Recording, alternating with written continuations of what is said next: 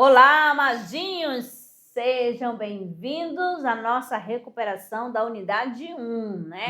Por algum motivo você O que não aconteceu, fez a né? avaliação da unidade, então estamos aqui para fazer essa recuperação e auxiliar você. vocês no que for preciso. Exatamente. Vamos lá? Pegue seu material aí. Então, trabalhando com o primeiro conteúdo, nós temos aqui, né, os elementos da comunicação que estão assim relacionados diretamente o quê? Com as funções da comunicação, tá certo? Aqui nós temos o quê? O emissor, que está ligado com a função emotiva, e o receptor, ou expressiva, emissor, e o receptor, conativa e apelativa, a mensagem relacionada à poética, referencial, o contexto, a fática, a metalinguística, a fática ao canal e a metalinguística ao código. E vamos lá, vamos falar de cada um. Vejam bem, funções da linguagem.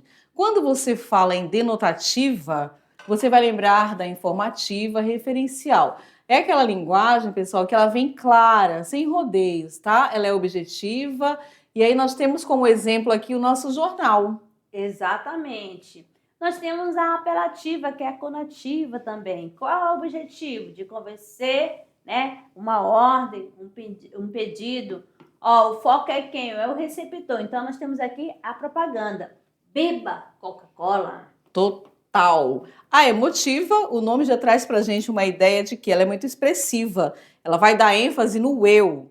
Opinativa, subjetiva, e nós temos como exemplo aqui para vocês a música. Exato. A fática é o contato verificativa. Exatamente, fica verificando, testando, é clara, é objetiva. Alô, tá ligado? Entendeu? Você me entende? Estão compreendendo aí? Função fática. E a metalinguística, que ela é autoexplicativa, temos como exemplo o nosso dicionário. Então, aqui o exemplo alvo, né? Substantivo masculino, ponta, que se refere a atingir com a arma, mira, fim, a cor branca. Olha aí. Aí a imagem para vocês do alvo, né? E a poética? Estética, rima e sons. Agora, tipologia textual. Aqui nós temos o quê? São classificados de acordo com sua estrutura, objetivo e finalidade. Para Macuxi tem 5 bases temáticas. Quais são? Texto narrativo, que é sequência temporal.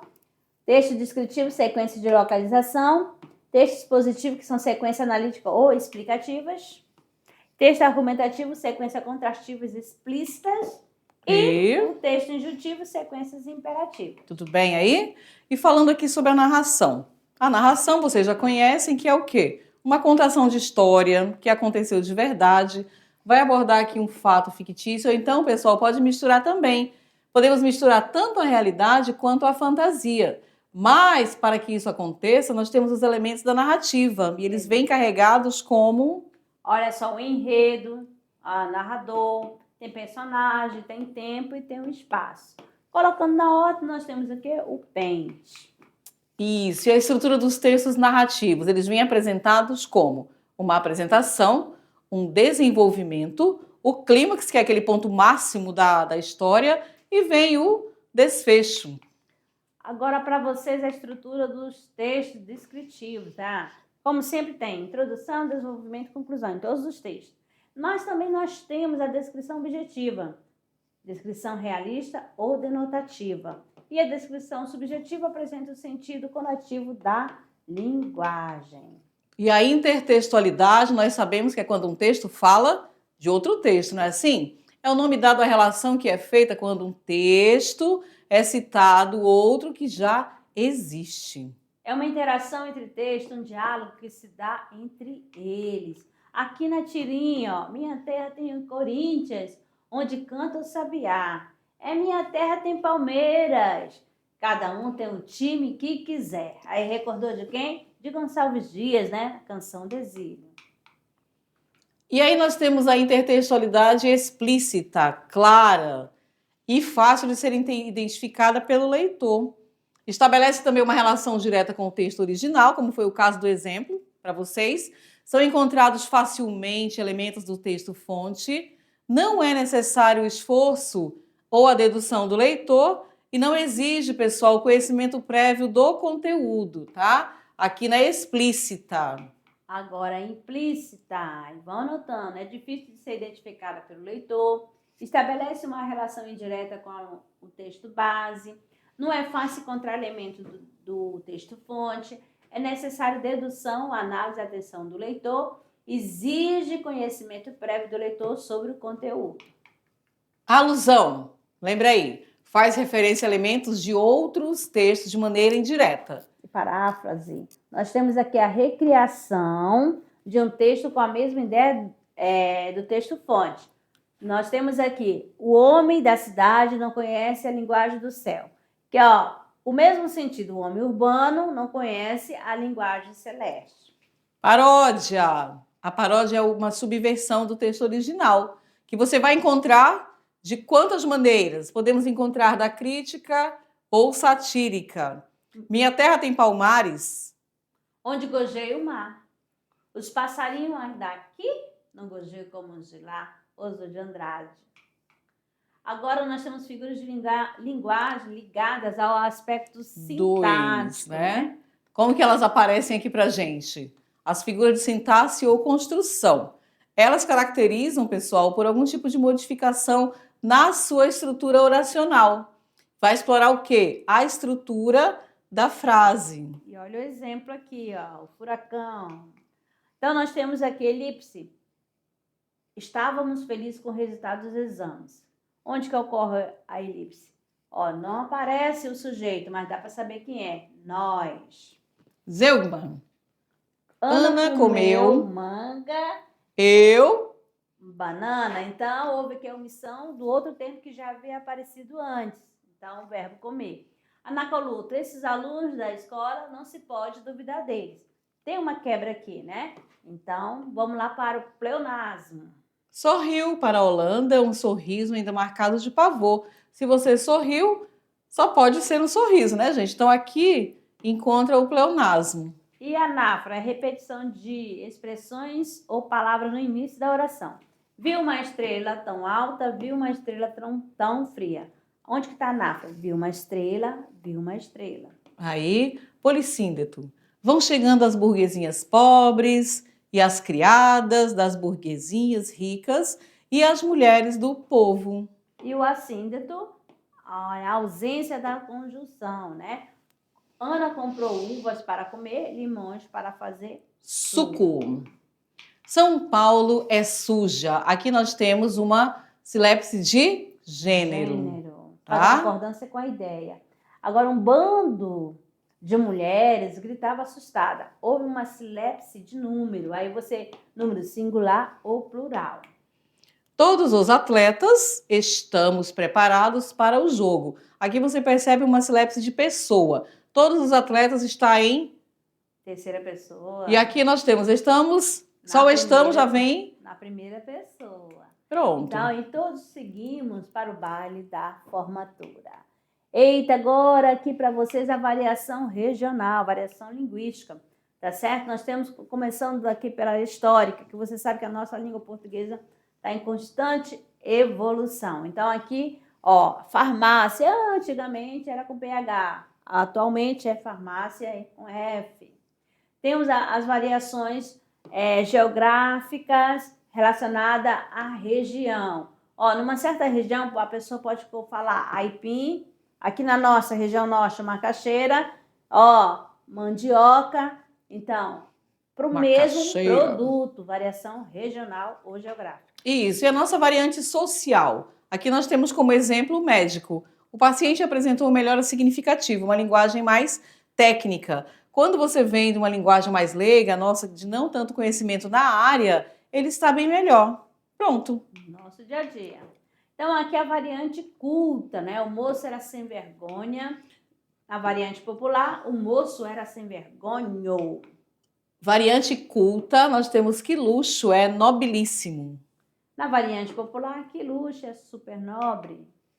Variante culta, ela é macérrima. Na variante popular, ó, nós temos ela é magríssima. Aqui nós estamos falando da questão das variações morfológicas, relacionadas à morfologia, tá bom? Agora, no nível sintático, aí você vai ter que prestar atenção na questão da sintaxe, da concordância, da regência. Então, na variante culta, nós temos aqui, chegaram as férias, as férias. Então, está fazendo a concordância, né? Agora, na popular, chegou as férias. Graças a Deus. Mas também temos o fonético. No aspecto fonético, ele apresenta assim, variante culta, o ônibus passou, ok? Mas na variante popular, o que nós podemos encontrar? O ônibus passou.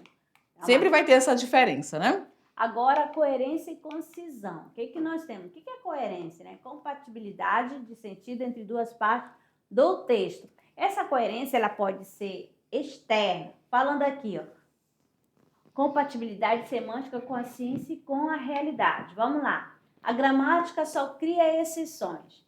Mulher não sabe dirigir. Então, há uma coerência no meio, no externo. Você não já ouviu falar que a gramática tem várias exceções? Com exceções, então tá falando, ela tá sendo coerente, tá bom? Mulher não sabe dirigir? Tem algumas mulheres que não sabem dirigir? Tem também. Então, há uma certa coerência também. Então, a coerência externa. Vamos lá.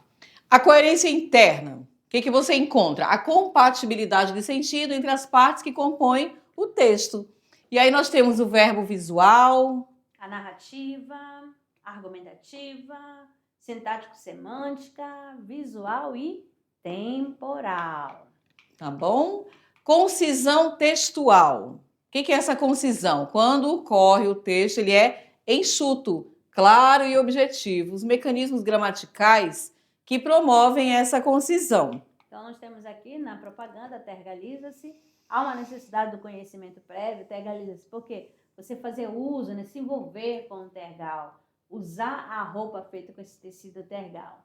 E também tem na parte, né, da questão aqui, ó, exige muito de ti, esperar pouco dos outros, assim evitarás muitos aborrecimentos. Tá aqui, ele está sendo direto, objetivo, enxuto.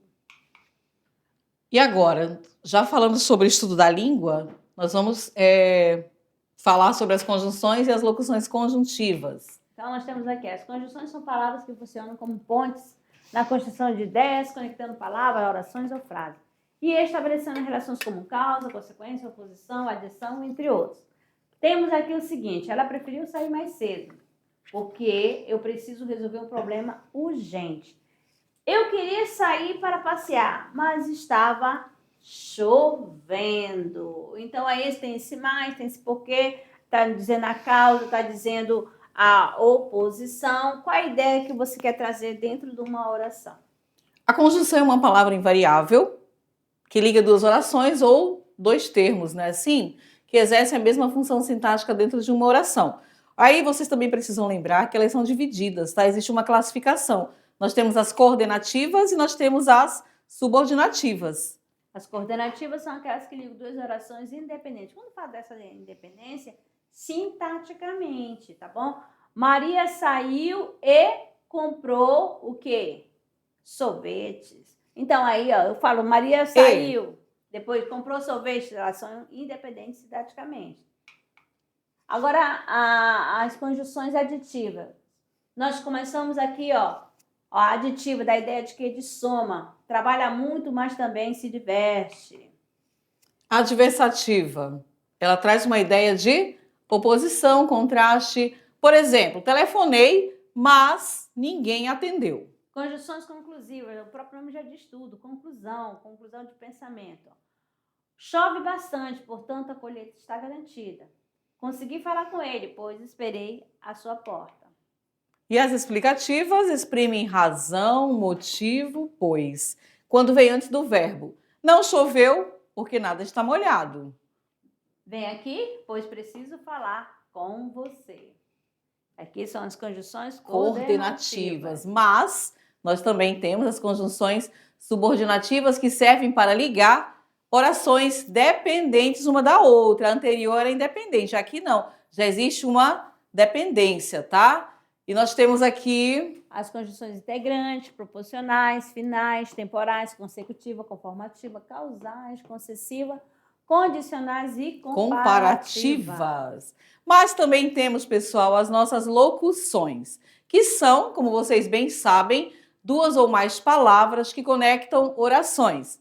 E elas estabelecem entre si uma relação de subordinação, aquela dependência ou de uma simples coordenação.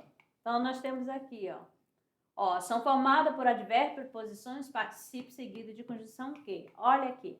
Desde que, visto que, já que, antes que, até que, sem que, dado que, posto que. Mais um. Agora substantivo e adjetivos compostos. O que nós temos? Vamos começar aqui pela flexão dos adjetivos. Os adjetivos no português se flexionam para concordar com quem? Com substantivos que eles qualificam ou caracterizam. Por exemplo, A flexão de gênero é masculino ou feminino. Nós temos aqui a palavra inteligente. Esse adjetivo ele é uniforme, uma única forma para o masculino e para o feminino. Então, aqui, o aluno inteligente ganhou o prêmio, a aluna inteligente ganhou o prêmio. Então, a palavra inteligente ficou invariável em gênero. Agora, nós temos aqui, né, o adjetivo biforme. O que é isso? Quando apresenta duas formas, uma forma para o masculino e uma forma para o feminino. Então, ela vai variar em gênero.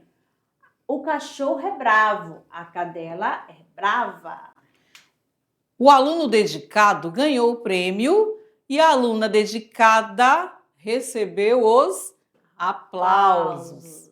Agora, flexão em grau. Esse grau comparativo, superlativo. Então, nós temos o grau comparativo de igualdade. O filme foi tão interessante quanto o livro. Superioridade. Esse atleta é mais rápido que os outros. Inferioridade. Essa tarefa é menos complicada que a anterior. Isso. Nos adjetivos compostos por dois adjetivos, o que vai acontecer? Somente o segundo que vai sofrer a flexão de gênero. Cidadão. Luso brasileiro e cidadã lusa brasileira. Olha aí. Se for composto por um adjetivo e um substantivo, e este for o segundo elemento, será invariável. Então, camisa amarelo-ouro, cinto amarelo-ouro, não houve variação. Agora, falando sobre o hífen no adjetivo composto, nem todos os adjetivos, pessoal, compostos recebem o hífen. O que vai acontecer nesses casos aqui? Eles são flexionados no plural. Veja aqui no exemplo como é que fica. Raio ultravioleta, raios ultravioletas. Problema socioeconômico. E problemas socioeconômicos. Próximo, nós temos os substantivos compostos com nomes agora de cores e acompanhados por substantivos não são flexionados, tá bom? Ou seja, os adjetivos formados por cor mais de mais substantivo, eles são invariáveis. Quadro cor de rosa, quadros cor de rosa. Olho verde água, olhos verde água. Preparadíssimos agora para a sua avaliação? Certo? Certinho? Então, o desejo, né, uma excelente avaliação. Isso. Faça com calma, leia sem pressa. Sem pressa.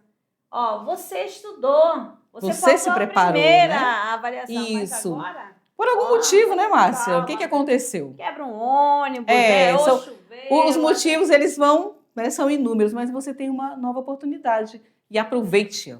Tá certo? Então, tchau, tchau. Até a próxima unidade 2 agora.